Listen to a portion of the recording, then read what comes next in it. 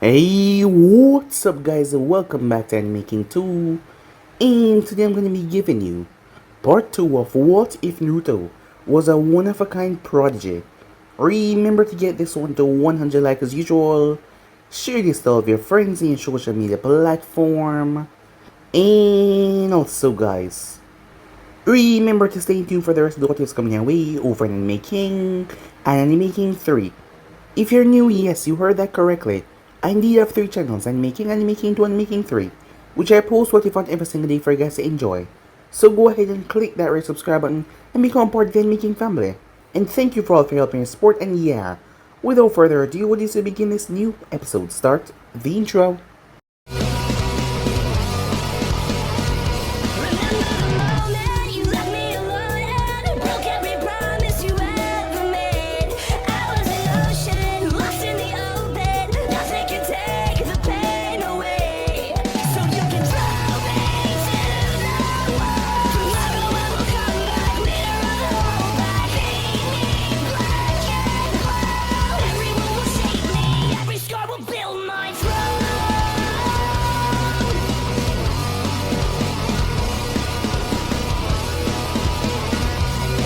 So, the last part we left off, as Naruto was asking Jiraiya what a good gift for Tsunade might be. Jiraiya tried to go over it in a reasonable tone, but he forgot who he was talking to. This was Naruto after all. Naruto has been through a lot, from neglect and the hatred from the villagers. It had changed him. He had become rather codependent on himself and just morally silenced. Sir Toby had tried his best to protect Naruto, but he was only one man, and he couldn't always be there. So Naruto had changed for a more silent type. He was different from anyone normal. As Jiraiya figured that Naruto might have a little crush on Tsunade, given the way he acted, well, she was one of his precious people. Perhaps that was how his mind phrased it. They were currently on a training trip. A few months left until they returned to Konoha. The reason being, Jiraiya wanted to get Naruto ready. Naruto was a born prodigy. He learned things fast, not to mention, he had a knack for learning things. Almost everything that Jiraiya threw at him.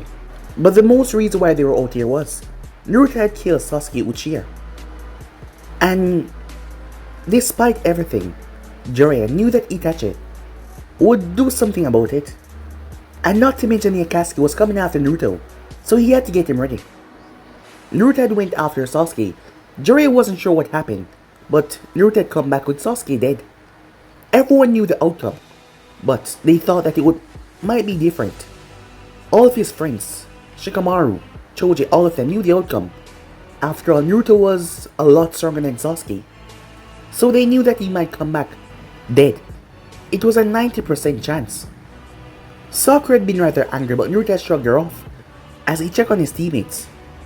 And now Jiraiya had no idea what Itachi was gonna do when he found Naruto. The group made their way towards Kumo. As Jiraiya had to talk to the Raikage, getting there, they were stopped by one of the guards. The man was brave enough to try and force his will down on them.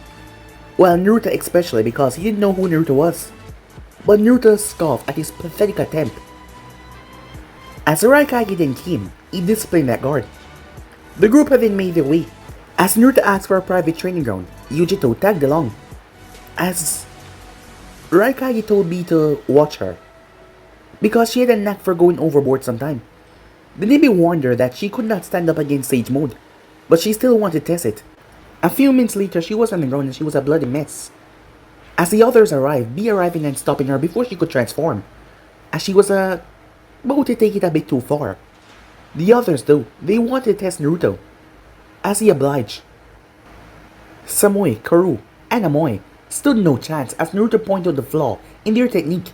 They did not trust one another, and Samui was going to work on that. As Jiraiya informed the Raikage about the Akatsuki, as the man had took caution to that, Jiraiya had sent letters to the other Kages, but the stone was non-responsive. Given their history, yes, he could count on that. The Raikage was going to make efforts to try and make Oniki listen, as the Akatsuki was going to be a serious threat, and they need to handle it right here and now. So yeah guys, that was basically last we left off. You guys can Switch across the play district for yourself so this to begin this new episode. At the moment, Naruto was currently in Kumo, as he just finished at the training ground. He was currently making his way towards his sensei. As he was walking there, he started to think about a certain person, Tsunade Senju, or Auntie Tsunade, as she preferred to be called. She had declared herself as his self-guardian when him and Jiraiya were sent to retrieve her. The mission was a success, as Naruto believed that it was. She did return and she did take the hat. That was their mission after all. There were many stipulations that followed after. She was a Hokage and she made sure that the village knew it. Hiruzen had been rather lenient in his reign as Hokage, and more than often things were swept under the rug. But when Auntie Tsunade to the hat, things got dirty and bloody. She had dug into files upon files of many of Konoha's darkest plots that Hiruzen and Danzo had in force. She was not stupid at all. She knew that every village has its dark side, but Danzo was the worst of the worst. While Hiruzen had kept Naruto out of Danzo's grip, she knew that it was a amount of time before he strike. Tsunade did not allow that. She decided to handle it the Uzumaki way, as she put it, by killing a man. Yes, it was that simple. She had even gone as far as to welcome anyone that would challenge her rule to the hat. The shinobis of Konoha had to realize who they were dealing with, and that individual was Tsunade Senju, a woman that could cause earthquakes with kicks and topple mountains with punches. A woman whose spirit was alive with flames after meeting Naruto. He didn't understand the specifics of their meeting at the time, but Jiraiya Sensei had went and explained it to him as best he could. Orochimaru and Jiraiya might be dangerous, but it was the medics that they had to worry about. Once her spirit got ignited and she joined the fight, Orochimaru had to turn tail and run. It was a shame that he could not get him after all. He had quite a bounty on his head. Another day perhaps, as Naruto was confident in his ability that the snake could not match him. Not to mention Sasuke was dead, and he didn't have a true vessel, so it'd only be a matter of time before someone killed the snake bastard. As Naruto entered the hotel room that he shared with Jiraiya, he did not search out Jiraiya chakra the second time, so he was mildly confused when he found a woman in there. Even more, she wasn't glaring at his sensei like usual.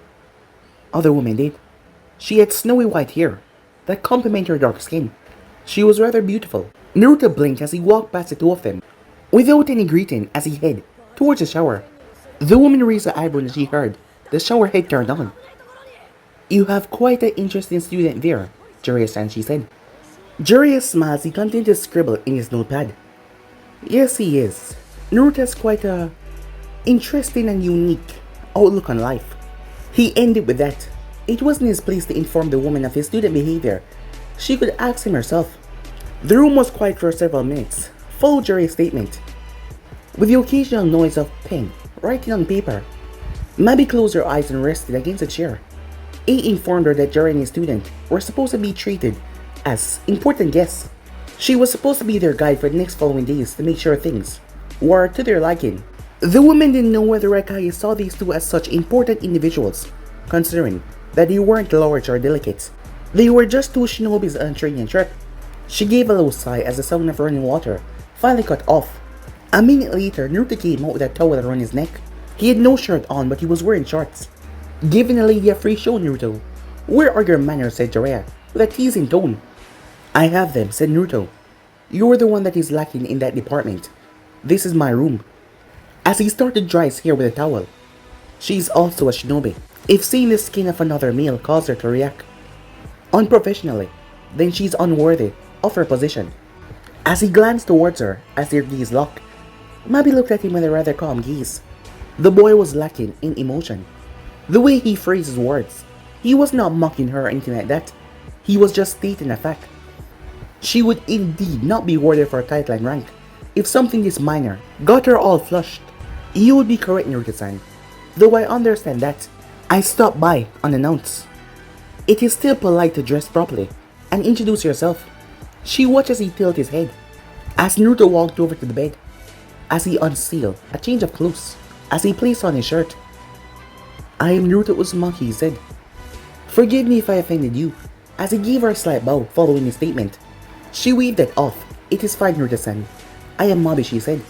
"I am to be your guide for the remainder of your stay." He looked at her face for several seconds before His eyes roamed all over her body. She raised an eyebrow at that.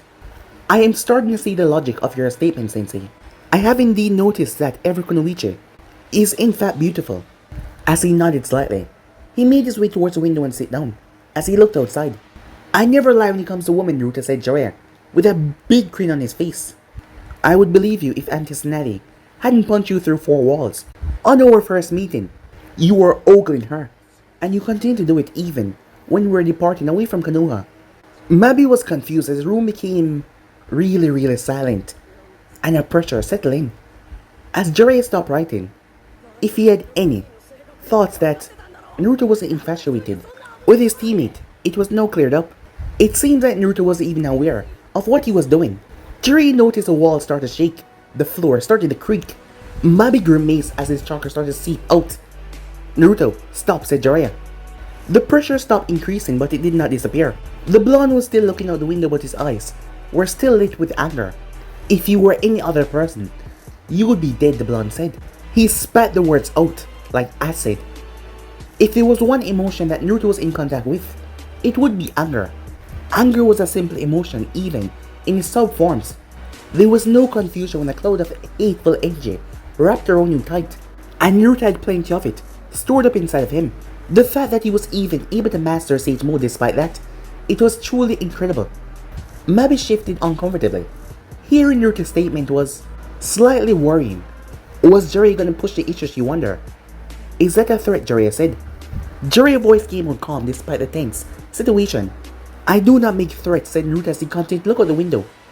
Every word I say is the truth. Jiraiya knew a volatile situation when he saw one. His student was like a ticking time bomb. Anything regarding Tsunade was off limits. It seems he was subconsciously channeling that same protectiveness that she did for him. Jiraiya had teased him multiple times on the training trip about it. He noticed every time he did. Naruto was pushed a bit further, and more emotions came out of the boy. The question now was, should he push it further? For the emotion. You're upset, Naruto, said Jiraiya. As Naruto still did not look at him, he figured that it wouldn't be good for him to push it, given the fact he wasn't sure he could subdue Naruto if he tapped into Sage Mode. I prefer you not speak about Tsunade in my presence, said Naruto. And why is that? She and I are teammates after all. As Jiraiya noticed Naruto roll his neck, the boy was getting agitated. You do not respect her. As Naruto's hands started to curl and uncurl, Jiraiya did not notice that because of the way Naruto was sitting. Why Auntie Tsunade puts up with your deplorable actions is beyond me, said Naruto. As his eyes started to flicker red, the pressure in the room started to rise, and the place started to shake once more. As Mabe flinched, as Jiraiya got to his feet. You're being irrational, Naruto. You don't even understand why you're angry in the first place. What would Tsunade say if she... BAM! Jiraiya was cut off as Naruto warned him. A fist slammed into his gut that threw him through the wall as he broke into the next room. Mabi's eyes widened as she noticed a cloak covering the boy, with 3 tails behind him wagging. As Mabi stepped back in shock and fear, she couldn't understand. B and Yujito cloak couldn't compare to this. But he was only using 3 tails. It didn't make any sense. I am being irrational? You are lucky I respect you and appreciate everything you've done for me. As Mabi flinched at the alteration in his voice, it scared her. Jiraiya walked back in the room with a minor limp, ignoring the shinobis and the onlookers who were investigating. Perhaps he shouldn't have pushed the boy. He deserved a bit of it, a light punch if anything, not a full power punch. He was sure a rib or 2 was broken. The cloak around Naruto started to dissipate. As a frown came on his face, I want to go back to Konoha. I'm finished, he said. Jiraiya narrowed his eyes. In honesty, they had 6 more months left for the trip, but Naruto had already learned everything that Jiraiya had to teach. They were only on this trip due to the threat of the Akatsuki, and Jiraiya felt it necessary to warn the other villages to look out for members of the mercenary group. There's not much I can teach you, so if you truly wish, I can send a message to Tsunade now. Naruto shook his head. We leave tonight, or I go myself. Jiraiya's eyes widened at that. By himself? For what reason? Because he was upset because of their conversation. Naruto. Tonight, said Naruto, as he glared at Jiraiya for several seconds, before he flashed away in a Shanshin. As the room was silent, until Mabi spoke. I hope you enjoy your brief stay in our village. As she left, Jiraiya sighed as he winced a bit. The kid hit hard. Time skip. I personally felt like you overreacted, Naruto, said Jiraiya. Sometime I wonder, who is the sensei between us, said Naruto. His tone was calm as usual, but there was a bit of an edge to it. Haim will reprimand you, said Jiraiya, as he wasn't looking to anger the boy anymore. But he assaulted his commanding officer. She would give me a hug and pat me on the back. You are quite delusional, said Naruto as he turned his head back towards the road. Jiraiya's eyebrow twitched, because that was true. His teammate was very fond and rather aggressive protectiveness towards the boy. The last person who tried their hands on the boy was Danzo, and where was he now? He no longer existed. I swear, I get no respect, said Jiraiya. I do respect you, Jiraiya-sensei, but I respect Auntie Tsunade far more than you. I also enjoy her company far more than yours. As that deflated Jiraiya a bit. Do you enjoy hurting me, you brat, said Jiraiya. As Naruto did not even look at him, it seems like he did. As the two shinobi fell into a stance as he made their way back to Konoha. As Naruto's eyes were shut, he stopped, his head tilted to the right. It seems we have company. They're very strong, judging by their chakra pools. Jiraiya had sensed him slightly after a student. The boy had become an immaculate centaur after becoming a perfect sage after all. It was truly impressive the feats a perfect sage could pull off. Two figures appear in the clearing out of nowhere, both in black cloaks with red clothes on them. Itachi Uchiha, said Naruto. His face was looking towards the man, but his eyes were still closed. Naruto-kun, you've grown. Itachi's face was as blank as the boy that he was talking with. As Jiraiya glanced between the two members before focusing on the shark-like man. Kisame, Hashigaki, it's been a while. As Jiraiya had a serious expression on his face. This was dangerous. Jiraiya was certain that he could handle the situation, but when it comes to the life of a shinobi, there was always something that was just unexpected. And these two, despite looking calm right there, they were monsters. You and the brat got lucky last time. That's not gonna happen again. Samihata has been itching for a piece of you. Kisame said a big grin. You talk too much, said Naruto, as his blue eyes looked towards the shark-like man. You're annoying. Stay silent. Naruto created several clones that rushed over towards Kisame. As Kisame pulled his blade and started to batter the clones, Kisame noticed that they were surrounding him. They started to glow white. Boom! They exploded, tearing apart the ground. Jiraiya here was blown back due to the force of the explosion. You deal with Kisame, said Naruto. Itachi wants me. As Naruto's hands were in his pocket as he walked towards Itachi. Itachi was an incredibly powerful shinobi, but like all shinobis, he had a weakness. And Itachi's weakness was extremely potent. The blonde would definitely take advantage of it. Be careful, Naruto. Tsunade wants you to return. Remember that promise he said. Yes, I do. Itachi cannot beat me, said Naruto. The outcome will be the same each time. Well, at least his confidence was high. That was always a plus. Jiraiya started to dash towards a cloud of smoke. Naruto was stronger than he was. If there was anyone that could match Itachi, it would be his student. As Naruto continues to walk, his hands in his pockets, it was only a matter of time before he met Itachi in person once again. He had killed his brother after all.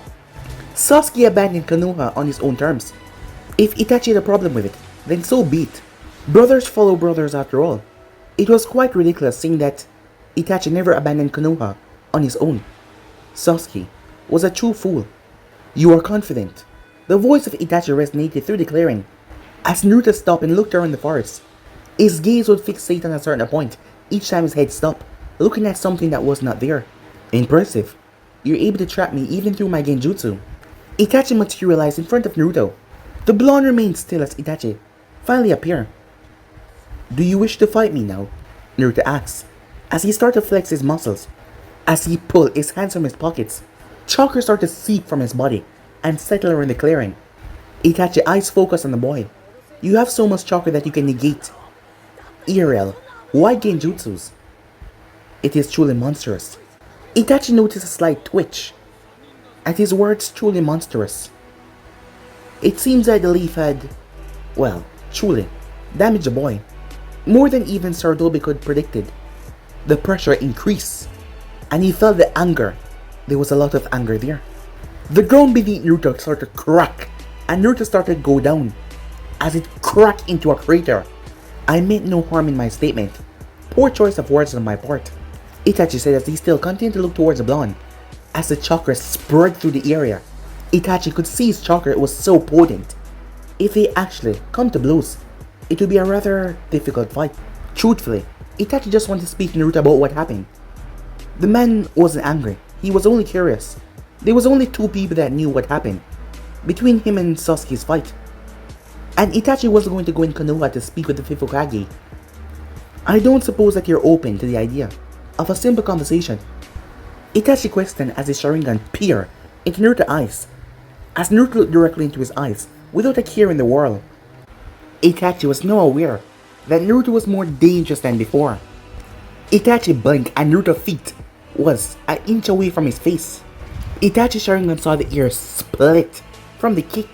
Blocking would be impossible with the force that the kick was coming with and the speed. Itachi pulled his head back as the kick sailed past, whipping through the air. Before he could attack, a clone appeared above Naruto. A boot came dropping toward his skull. One hit by that and he would be knocked out of commission. Itachi's hand flipped through several seals in a single second. A stream of fire erupted from his mouth, blowing Naruto back in mid-air. His eyes snapped to the left as the boy appeared in his blind spot. He knew the Sharingan, fields of vision, Itachi thought. As he reached and gripped Naruto's wrist, he twisted and pulled Naruto face downwards, right towards his knee. Naruto brought his other hand out as he caught the kick. As Naruto twisted his hand around Itachi's hand and pulled him backwards, the two of them were falling out to the ground.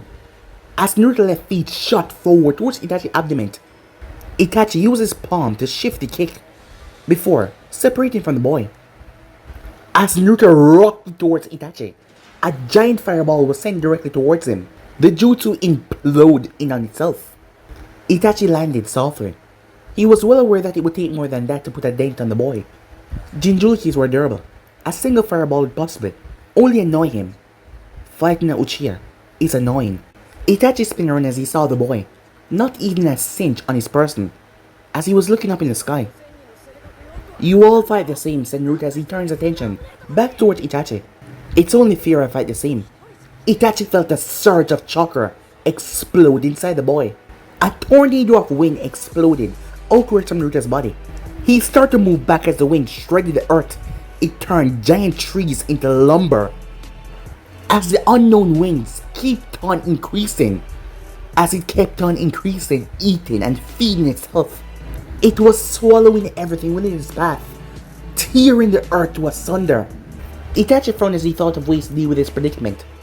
The boy's jutsu were on a level of destruction that only someone like Pain could probably match. He could see the hundreds of thousands of wind blades shooting out from a tornado with his Sharingan. Small needles that were there to disintegrate the moment flesh came in contact. Itachi knew that Naruto was using his illness against him. The boy could keep him at bay with jutsus like that. He would have to either waste large amount of power to subdue it, or use a Susanoo, both of which was unfavorable to the Uchiha. His vision was already beginning to fade as it was. He used his Mangekyo Sharingan to be the saving grace. That was if he was able to land a good hit on the boy. The blonde speed was insane. Itachi's Sharingan twists as he shifts into the Mangekyo, as it now resembled a 3-blade Shuriken. Red chakra flared around him as his Susanoo started to form. The ribcage formed, then 2 arms shot out of the torso. After the full skeleton structure appeared, muscles start to form around it. The arm flexed as a shield appeared in the right hand. A headpiece appeared in the head. There, in all of its glory, was the Uchiha clan's ultimate defensive and offensive ability. The eye glowed bright orange as a blade appeared. It banged the blade against the shield. Itachi raised his arm and made a slashing movement, the celestial beam mimicking his movements, as it slashed directly into the tornado. The tornado held for several seconds before it started to warp in distortion. The sword cleaved through it another second afterwards, and a massive explosion of wind detonated through the entire ground. It took half a minute for everything settled down, as Itachi looked towards the damage of the battleground. Truly monstrous. A gaping hole with a diameter of 20 meters outwards. I feel honored to witness the Uchiha clan most powerful ability in action, though it's unfortunate it will be the last. Itachi's eyes track the boy movement as he jumped from the massive crater. Immediately, Itachi noticed a difference. The chakra that was around him and his eyes were changing as they shift into something else. And now his stance was quite relaxed, as Naruto slowly opened his eyes showing the black bar. His arms were crossed over his chest as he slowly walked towards the massive Tsunade. If you somehow manage to win this fight, then I will tell you how Sasuke died. Itachi's eyes narrowed the statement and the way the boy was coming towards him. Did he truly believe that he could best this Tsunade? The blade raised high in the air as it dropped in the blink of an eye. The weapon of chakra sliced through the air so quickly, a sonic boom emerged from the force as dust raised high up in the air from the contact. The dust then started to fade away. It was only then that Itachi realized why the boy was so confident. Itachi could not understand or believe what he was witnessing. Despite seeing it with his own eyes, he could not understand how was this possible. Naruto held up the blade of Tsunade without a hint of worry. His celestial being was struggling to drive the blade down, as Naruto's arm was not even showing a hint of strain. Itachi's mouth opened slightly as he tried to understand what was happening. He had brought the full force of Tsunade down upon him, and he was warded with absolutely nothing. The palm of the boy's hand wasn't even cut. Naruto's eyes locked with Itachi's, and a bored expression appeared on his face. He shifted his arm upwards. The blade was thrown in the air, the body following suit. Itachi was surprised as Tsunade was shifted backwards from that show of strength. This was unreal. As Naruto sped forward to take advantage of Tsunade being unbalanced, the shield was raised. As Naruto blasted off the ground, his fist caught back as he slammed it into the shield. Itachi was shocked as he was being pushed back. How the Yatamiro was able to negate all physical and spiritual attacks. Itachi gritted his teeth as his feet started to push back in the dirt from being physically moved. How much power did this boy possess? As Naruto shifted before pushing more strength into his punch, his entire body fizzled and chakra rippled out from his fists. Itachi braced himself as his Tsunade was rocketed backwards. The beam slammed its blade down to the ground to stop its movements, and Naruto appeared right above the construct of chakra. The two locked eyes for a second as Itachi brought up the mirror. As Naruto raised his entire right leg up in the air, his feet crashed into the shield with such a force it rattled Itachi's feet. The ground beneath the Tsunade exploded as Itachi gave a grunt of pain at the attack. The absolute power of the attack was weakening the Tsunade and his body as well. As Naruto raised his hand in the air, a Rasengan formed until it started to double in size. It then grew and grew until it was the size of a small house. Sage Art, supermassive Rasengan, said Naruto as he drove the massive ball of chakra right into the center of the construct. The ground under Tsunade exploded out. Itachi's teeth clenched together as he struggled to hold up the Yatamiro. The ball of chakra still grind against the shield, forcing the Tsunade into the ground. His body could no longer handle the amount of pressure that was being put down on it. The robes of the Tsunade ripped off, revealing the muscular form of the celestial being. Naruto rotated his wrist and the ball of energy started to swirl and distort. Wind chakra started to focus on the overpowered Rasengan as Naruto let it implode upon itself. As the blonde knew that this Sage mode would protect his body from the blades of wind that would erupt, a gigantic explosion rocketed all over the clearing as a mushroom of dust went all the way in the sky. The absolute devastation of Naruto letting his jutsu implode on itself was devastating. The once green forest was reduced to earth and soil. The barren landscape that was left, nothing but rock and clay, burned, scorched ground, no more plants or trees. Once the dust settled, Naruto stood above the defeated form of Itachi. Itachi's robes were shredded, and blood ran down his eyes and mouth. His vision was blurry as he looked up into the unique eyes of his opponent. As Naruto raised his eyebrow, he was surprised. The man was able to block one of his strongest jutsus and survive. "You didn't use Tsukuyomi. Why?" As he crossed his arms, he looked down at Itachi. He knew that the jutsu was useless on someone like him, but he was still curious. Using such a taxing jutsu that is not guaranteed to work is rather foolish, don't you think? It's not like my body could have handled the strain that it would give on me. You exploited my illness and the weakness of the monkey to Sharingan to Itachi. As he coughed up blood, as Naruto looked at Itachi. Your brother was a traitor, he said. He was foolish and naive in his pursuit of power to get revenge for his clan. And you were to blame. Itachi stared at the blonde weakly. I protected him. Danzo would have had me kill every Uchiha. I pleaded for his safety. Then you are as foolish as Sasuke. Not every Uchiha was evil in Konoha. Annoying, yes, but only a fraction of the clan was planned to revolt, and you knew this. Itachi coughed more blood as he looked at the blonde. Uchihas are corrupted in nature. I was given orders and I followed them. To keep Konoha safe, I would do anything. Naruto stared at the man as he tried to understand his reasoning, but he could not. The only reason why the blonde was truly loyal to Konoha was because of Tsunade. Was this similar to Itachi and the Leaf? Itachi would do anything to keep Konoha safe. Naruto would literally move mountains if Tsunade asked him to do so. Perhaps him and Itachi was similar in thought. You wouldn't question orders. I am a shinobi. What the village asks I do. The village come first, Itachi said. As Naruto's eyes twitched in anger, he didn't know why, but that statement made him angry. Then you die in vain. The Uchiha line ain't today. Itachi closed his eyes. I'm not the last Uchiha. As he coughed up blood, there's one other. He goes by the name of Tobi. It isn't his true name though. A persona of his. He is a true leader of the Akatsuki. He pulls a string. He's dangerous. Do not underestimate him, Itachi said. You will fall like you and your brother, said Naruto. Every shinobi has a weakness. Itachi smirked at that statement. You speak like you don't have a glaring weakness yourself. The Akatsuki has eyes everywhere. They know how close Tsunade is to you. The world seemed to shift. Darkness creeping all around. Itachi felt his heart stop for a single moment as the vial of anger and hate that radiated off the boy was nothing normal. Not even Tobi had a presence like this. If I have to crush the necks of every single one of you, then I will. No one will hurt what is mine. All of you will eventually die. The slaughter begins with you. The crimson eyes of the Kyuubi pour into Itachi's soul after his statement. A blade of wind formed around Naruto's hand. Slash! He took Itachi's head clean off. Blood spurted from decapitation. Itachi's head rolled several feet. The blonde snarled as he retrieved the head. He picked it up as he plucked the eyes out and sealed it away. A dead Uchiha was a good Uchiha.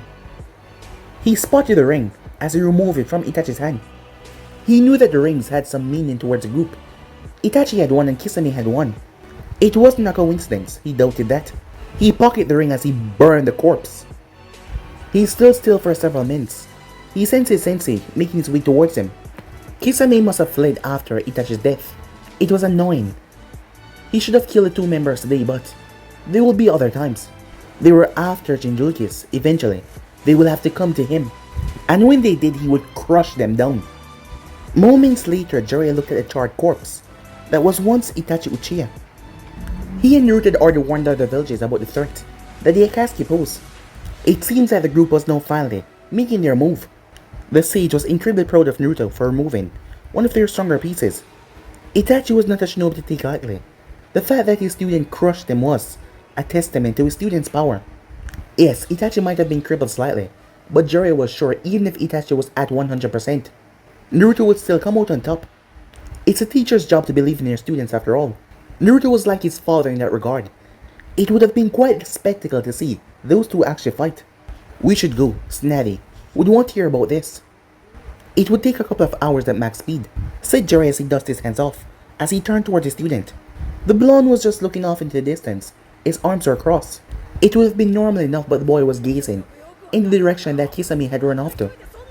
I want to give chase, but I'm aware if I follow, I will run into several members at once. I am confident in my strength, but I am not foolish. That annoyance will live to see another day. As Naruto placed his hands in his pockets, he closed his eyes and made his way over to Jiraiya. There's not much that we can do, considering that you took out Itachi. I'm sure that they won't send anyone but their leader after you. Itachi was stronger than the members that we have intel on. Jiraiya crossed his arms and surveyed the damage between the two prodigies. He shook his head at the carnage that was left behind. It was devastated. Kakazu, the five-heart monster, sorcerer of the red sand. Hidon the immortal. Kisame, the tailless tail beast. Deidara, the mad bomber. They wouldn't prove much of a fight. But altogether, said Naruto, that would be a different story. Yeah, well, most people can't take on a typical A-rank shinobi. You're talking lightly about 5 S-rank shinobis capable of fighting armies. Naruto did not respond as he kept pace with his teacher. I am a one-man army that can take on an entire army. There, of little importance. I am more interested with the leaders of the Akatsuki. Jiraiya paused. Wait, leaders? What do you mean leaders? Itachi told me there's another man that pulled the string behind the scenes. Uchiha, the one who possibly infiltrated Konoha and pulled the string so the Kyuubi would get sealed inside of me eventually. As Naruto simply had a hunch. I can't imagine how strong the leader must be to rein in so much S-rank shinobis. Jiraiya cursed. This was just so much. And they already had enough on their plate. Don't try. It's pointless. You worrying would just doubt your ability. Have you gotten so weak in your old age, Naruto asked. As Jiraiya blinked as he heard humor in the boy's tone. He was learning. Great. But he was just insulted. Naruto was aware of the emotions on Jiraiya's face. But it did not bother him. Worrying about the future did not really change a thing. He just had to get stronger. As the both of them made their way, as Naruto wished to see Tsunade now. It had been a long time coming. Almost 3 years. A small smile came on his face. Timeskip. Konoha. A beautiful woman with blonde hair sat in the office. As she possessed a diamond on her forehead. A green, unique diamond. Her eyes were closed as she rested her cheek on her right hand. In her left, she was holding a pen that was being flicked through her fingers. Tsunade sat at her desk in boredom. Being the Hokage was probably the worst thing she ever done in her shinobi career. And she had quite literally torn people apart with her bare hands. Right down the middle, 2 whole pieces of a human. Kamishi hated being the leader. Well, it wasn't without its perks. A smirk came on her face as she reminisced about some of the things that she has done in her 10th year of being Hokage. From ripping Danzo's heart out single-handedly and stopping a revolt in Konoha due to how she handled and ruled the village. It was such a beautiful misery. 36 shinobis had been put to the sword that day, all because they disliked how she ran the village. But it mattered little to her. You either listen or you perish. Her sensei had been far too lenient with his authority. The state of affairs in this village had been appalling. Immediately she removed the civilian council. A shinobi village had no need for a civilian council. She shook her head. She did not understand why her uncle think giving powers to non-shinobis was a good idea.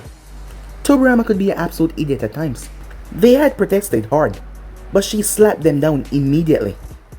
She cared not for what they wanted. They listened, or they died.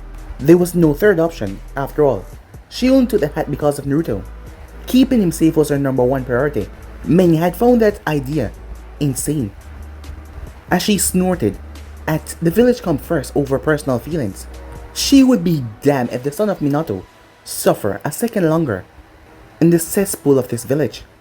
Her grandfather must be rolling in his grave. Him and Madara had built this village on the peace and ideals of these people, but yet those same people had spat in that boy's face, using him and treating him less than dirt. Put him through suffering that came with being the holder of the very beast that once nearly destroyed him, and yet he was holding that bee, and they antagonized him.